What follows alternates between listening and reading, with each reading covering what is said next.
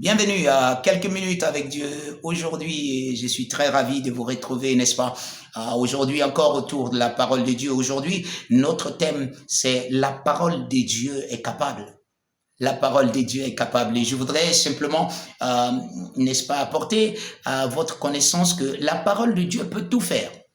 Vous voyez, quelquefois, en tant que chrétien, nous essayons quelquefois même d'aider Dieu, n'est-ce pas, pour certaines choses. Vous voyez, on va traiter tellement de choses dans la chrétienté, pensant que, ok, parce que la parole de Dieu est contre ceci, la parole de Dieu est contre cela.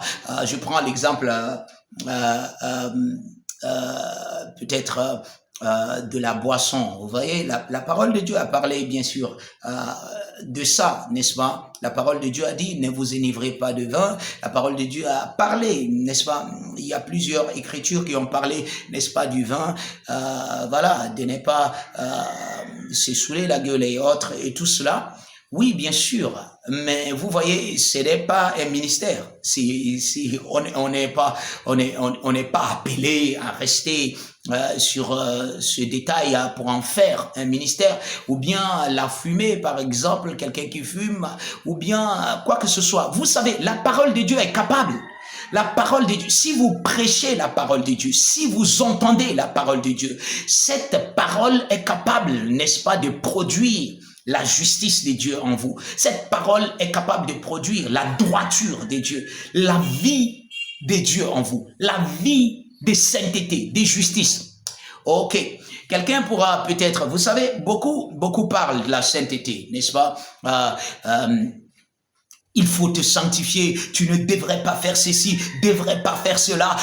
On place tellement des choses comme si c'était encore la loi. Vous voyez, ça rappelle un peu les enfants d'Israël et la loi. On place tellement des choses qui sont encore de la loi ici. Et puis, vous voyez, quand c'est comme ça, le focus des gens, la mentalité, la pensée des gens est sur ces choses et c'est difficile d'ôter leur pensée de là.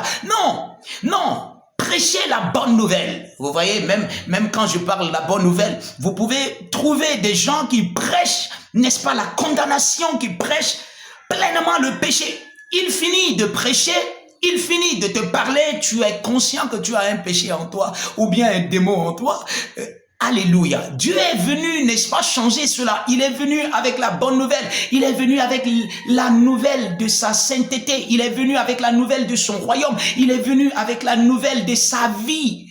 Il a demandé simplement de croire. Maintenant, quand vous croyez à la parole de Dieu, vous devez être éduqué dans la parole de Dieu. Et pendant que vous êtes en train d'être éduqué, n'est-ce pas, dans les choses de Dieu, vous allez apprendre à connaître qui êtes-vous. D'abord, la première des choses, ce n'est pas d'apprendre à connaître d'abord tout ce qui se passe, mais d'apprendre à vous connaître vous-même quand vous êtes né de nouveau. Qui êtes-vous réellement?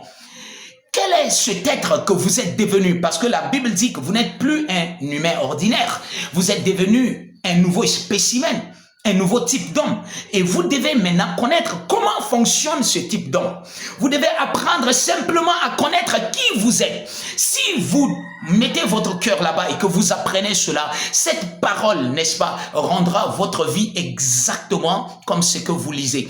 Dans le livre, n'est-ce pas, je venais de lire dans Actes le chapitre 20, le verset 32, Paul a dit, je vous recommande à Dieu et à sa parole de grâce.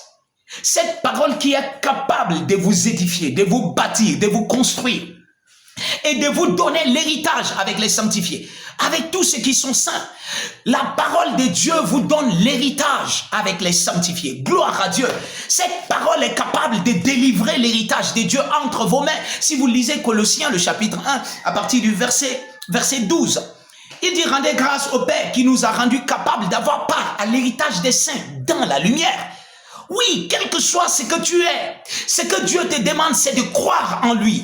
Et maintenant, quand tu crois en Dieu, maintenant tu dois apprendre à connaître qui est-ce que tu es devenu. Ça, c'est la première des choses. Qui est-ce que tu es devenu? Et si ton esprit est ouvert à cela, cela devient la réalité de ta vie.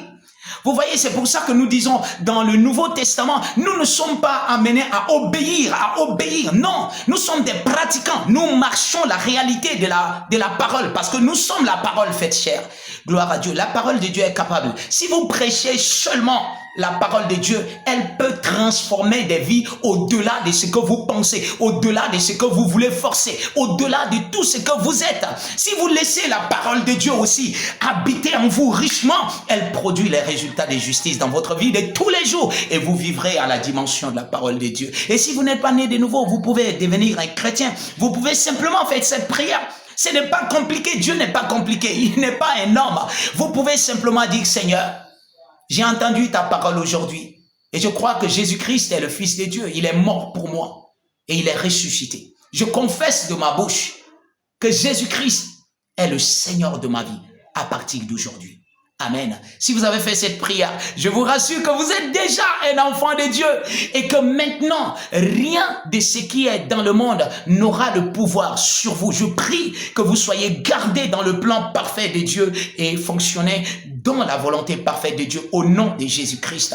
Vous pouvez, n'est-ce pas, avoir plusieurs des vidéos de quelques minutes et vous édifier, devenir réellement ce que la Bible a dit de vous. Que Dieu vous bénisse.